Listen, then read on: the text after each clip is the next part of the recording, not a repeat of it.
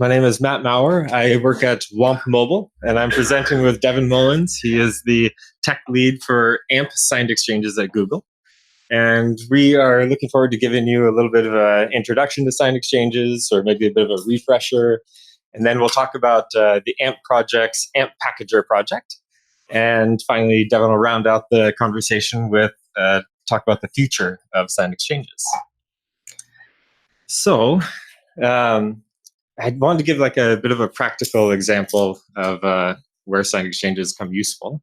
And at Want Mobile, we make AMP and PLAMP websites, usually mobile websites for clients of all sizes. And we love to tout that little lightning bolt in search results, but it does have some downsides. So you click on the search result that you're interested in, but you haven't actually left the origin. You're still on google.com or bing.com. And beyond that, especially for mobile devices, you lose a little bit of screen real estate due to the little origin tag telling you where the AMP page came from.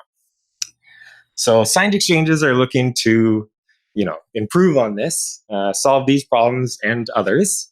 And they really do combine the best of two worlds. They let you serve your AMP pages from super fast AMP caches, but also give your users the navigation and personalization experience that they would hope to get when they navigate to a search result.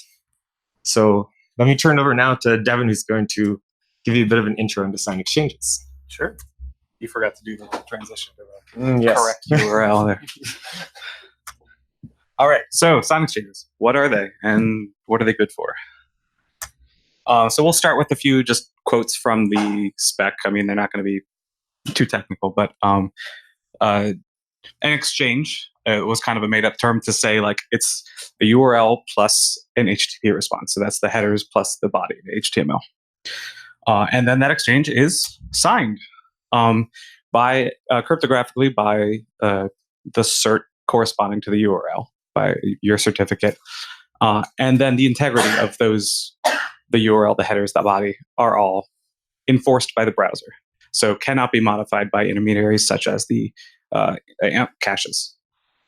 And so this gives you some trust in the AMP caches, and it also gives the browser some trust to display that URL, as we will see in a second. And lastly, signed exchanges expire. That's kind of important. They can last a maximum of 7 days, but they may last less than that. And that's kind of it's there for a few reasons, but one of them is kind of a security restriction on the content and on the certificate. So for a more visual metaphor, this is kind of like the envelope metaphor for the HTTPS stack you're familiar with. And there's the TLS layer kind of attesting to the publisher.example domain. So signed exchanges add a couple more layers in there. And here the signed exchange layer is the one with its certificate attesting to that publisher.example domain, which kind of, in a sense, frees up the TLS layer to attest to a different domain. And so this is what allows signed exchanges to be served on other intermediaries, on AMP caches in this case. But these extra two layers come at a little bit of a user latency cost, at least right now. And so we're recommending that when you serve signed exchanges, when users visit your website, you still give them the plain HTML, even if their browser can handle signed exchanges. But rather, when crawlers who are interested in signed exchanges ask for it, that's when you get it. And right now, that's specified with this AMP cache transform header. And in particular, Googlebot, for instance, sends this header. But in the future, that may change. But that is the state of the art right now. And I should say, the crawlers and the AMP caches will be able to use those signed exchanges and present them to users with signed exchange browsers, but also kind of unwrap them and extract the HTML and present that to browsers that don't support signed exchanges. And what do you get for it? So as Matt already showed you, you get the correct URL, and that second origin bar disappears, so you get some extra real estate. You also, as a coincidence, get this little, like the theme color is blue now on the AMP website. That's nice. But The other side effect is you get cookies. And not just cookies, but anything on the browser that kind of depends on the browser's notion of domain or origin. So things like cores and local storage and web SQL and a host of other things, IndexedDB. And so what does that mean? And this is kind of a space that's ripe for exploration. But two possibilities in this space. One is personalization. So AMP caches will still serve non-personalized AMP, right? It's still going to be the same HTML going to every user, but the JavaScript that... Okay. Does this work? Hey. We'll just switch mics. The JavaScript that goes to that runs on the page can make use of cookies, and in particular, AMP script has support for local storage, and so the local storage between the cached AMP and the AMP that's on your origin, if you're using AMP first, those will be unified for users of browsers that support sign exchanges. Yeah, there's nothing more to say about that. And kind of another specific case of this is analytics. And so analytics today, making that hop from the AMP cache to your site and like stitching that session is a little tricky, and sign exchanges may make that easier in the long term by being able to share that cookie. And it's really a cookie that lives on your domain, right? It doesn't live on the AMP cache at all. As far as the browser is concerned, it is your site. So that's a little about what sign exchanges are. Let's talk about how do you make them. And I will talk very briefly and then hand it over to Matt to talk not briefly. Because he's got the hard part. As we talked, I mentioned before, there's kind of two principal ways of making these today. There's Cloudflare and then the sort of DIY way. And then, so for Cloudflare, if you are using them as a CDN, you click on this speed button, and then you click on the optimization button, and then you click on that checkbox, and you're done. And Cloudflare handles the sort of software management, certificate management, the content negotiation, between the user and the crawler. They handle that automatically, so that's great. But it is obviously it's limited to people who have have or can have Cloudflare as a CDN. So we obviously want to support the people who want more control over their serving stack. And so I will hand it off to Matt to talk about that.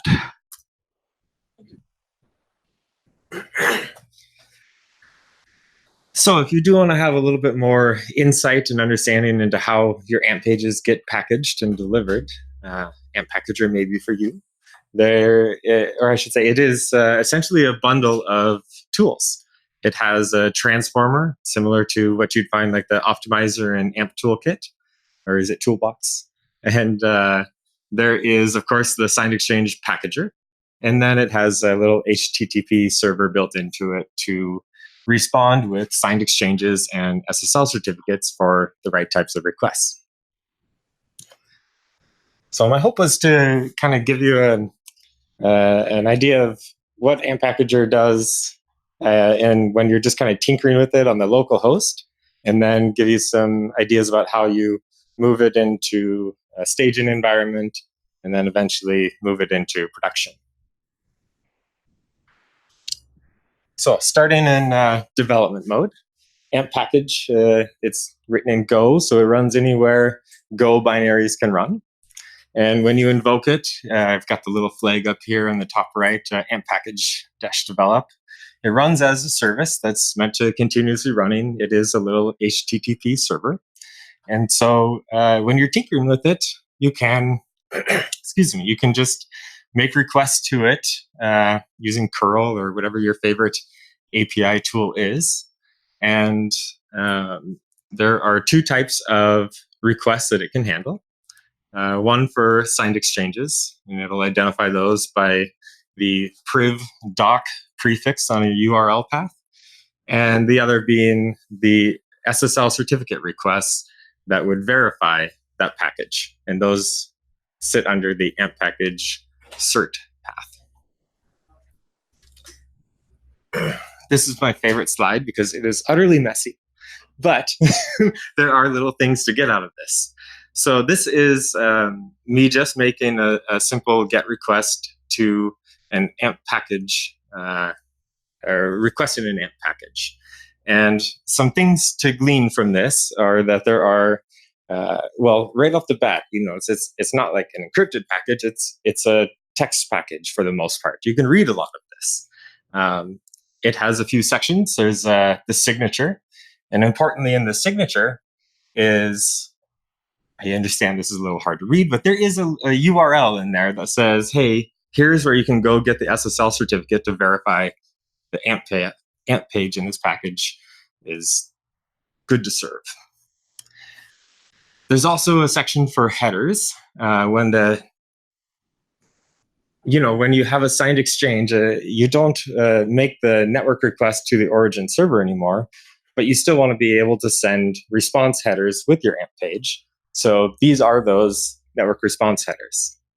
And then finally, there is the AMP document itself, which if you look closely into it, when you play with this on your own, you'll see there are all of those AMP HTML attributes in there, an indication that this has been transformed and optimized.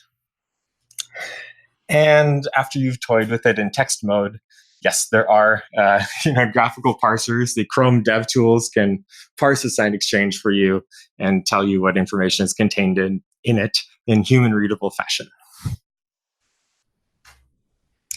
After you get a feel for what AMP Packager is doing, choose where you want it to live. You can put it out in the cloud. There's a Docker file if you want to put it on Docker. There's obviously the AMP Packager binary can run anywhere it goes running. So in our case at Want Mobile, we put it on our servers. And what I really want to illustrate on this slide, though, is so in both cases, you'll need to provide AMP Packager with a configuration.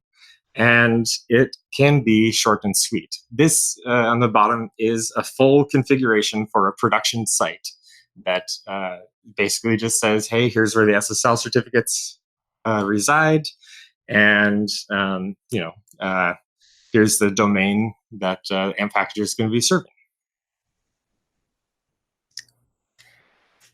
When you pick where it's going to live, ideally, you'd be able to test it before buying your SSL certificate. Actually, maybe I should mention that first. Yeah, so these signed exchanges, they require a special SSL certificate, one with the can sign HTTP exchanges extension. And there's currently only one provider for these. DigiCert is the SSL provider for these certificates. But maybe you want to test this thing before you go and buy your certificate. So fortunately, both AMP Packager and Chrome have special flags that say, hey, let me use whatever SSL certificate I want. It has to be valid in the outside world. You can't use your own localhost self-signed certificate.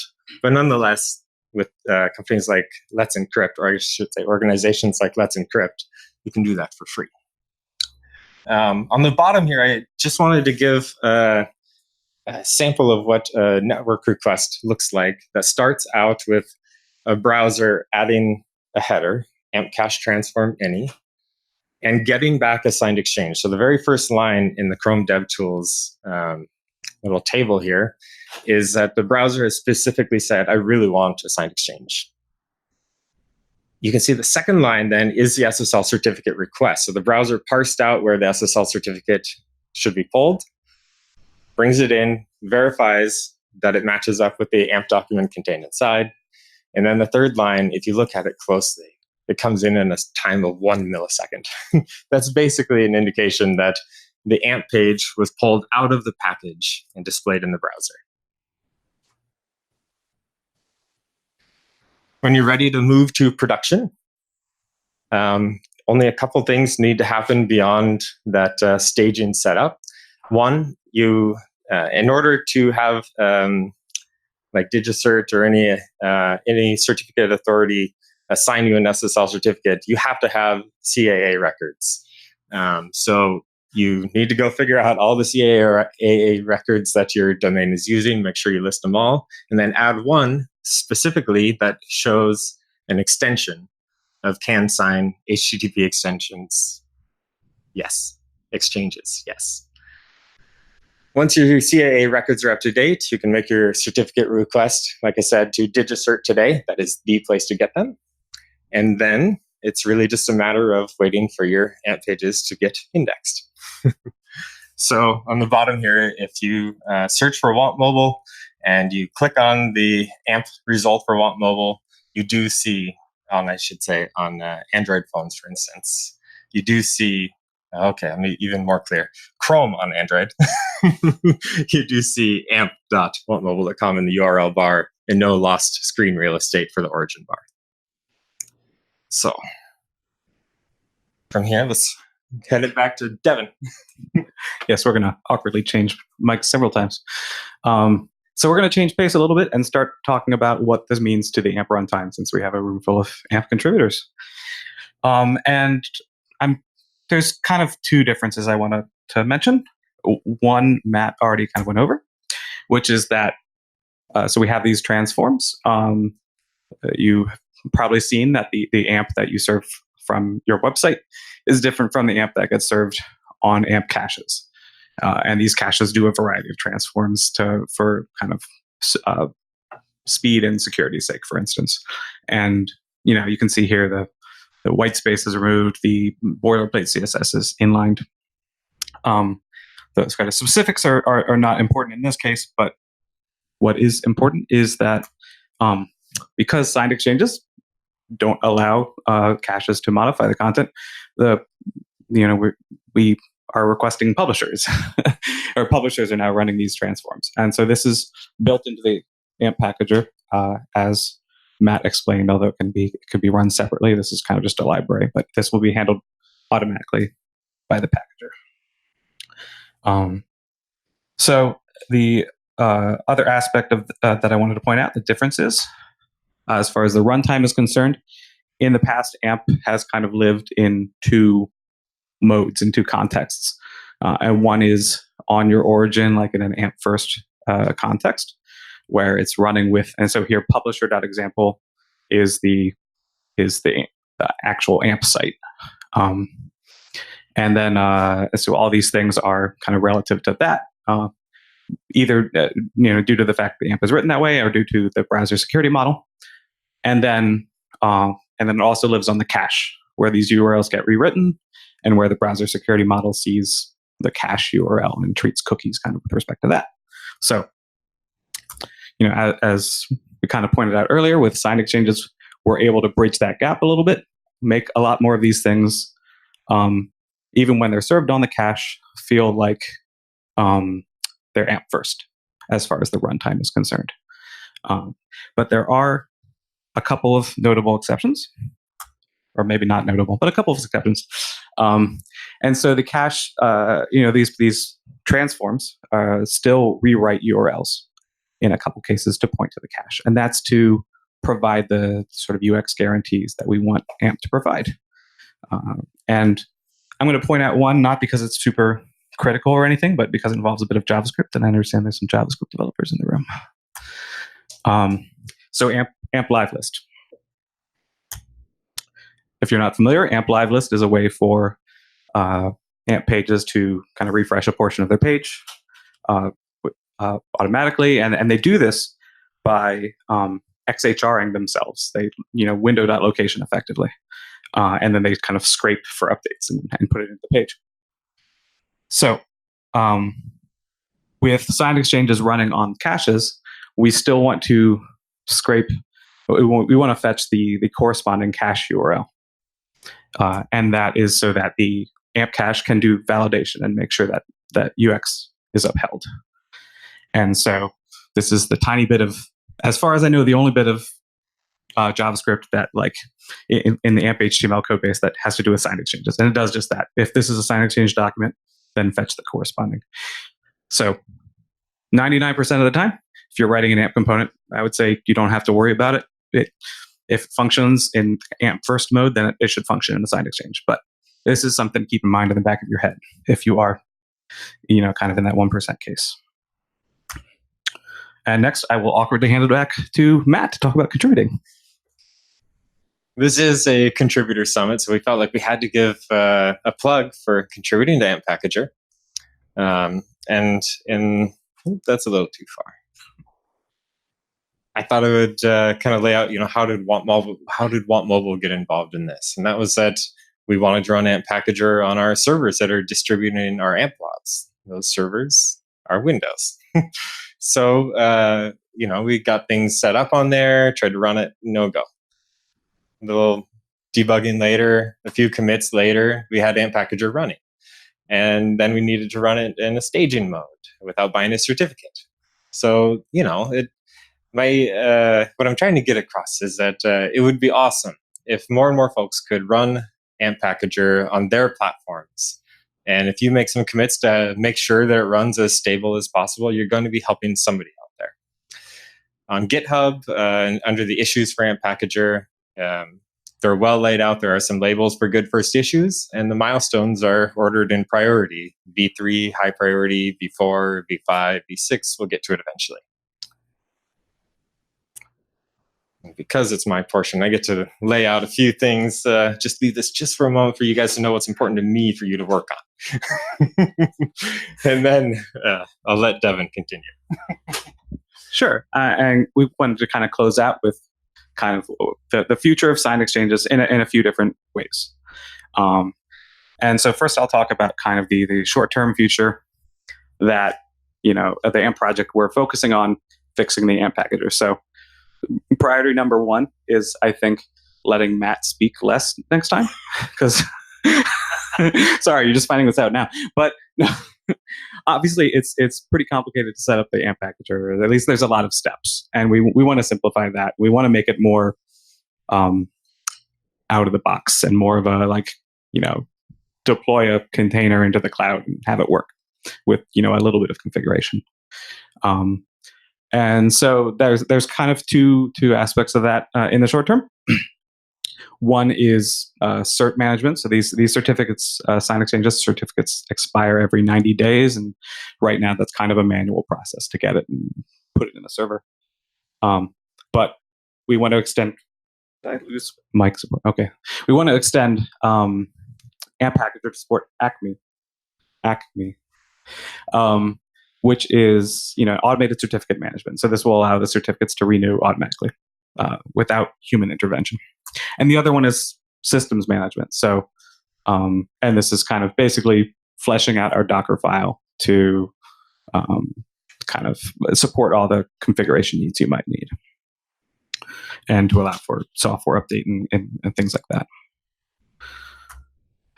So second, I want to turn to standardization, which is an important part of signed exchange's future. So work right now primarily happens in that link in the middle, the web package link. That's where Jeffrey Yaskin of the Chrome team is kind of the primary maintainer and working on and specifying signed exchanges. But the long-term goal is to move these into standards bodies for a specification to be finalized.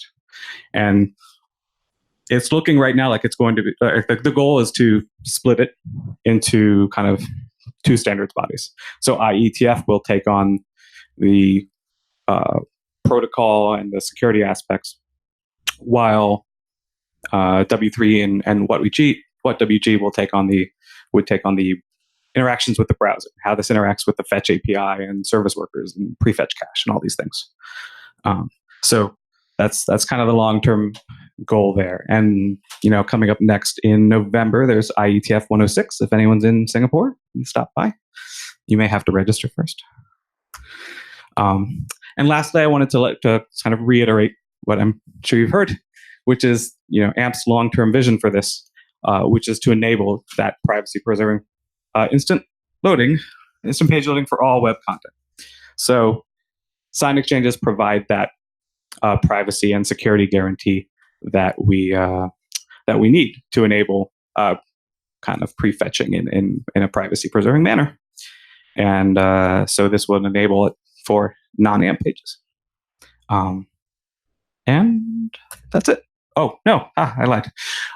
Yeah, so a couple of early kind of contributions in this area that I wanted to highlight. So Google has released a few packages, libraries to see explore what it might look like for publishers to create non-AMP signed exchanges. And these are still very early and experimental. But the second one, for instance, is a signed exchange generator in C, which can, I'm looking forward to as a way to enable this to be embedded in a lot of other contexts. And that is it. Thank you. Questions?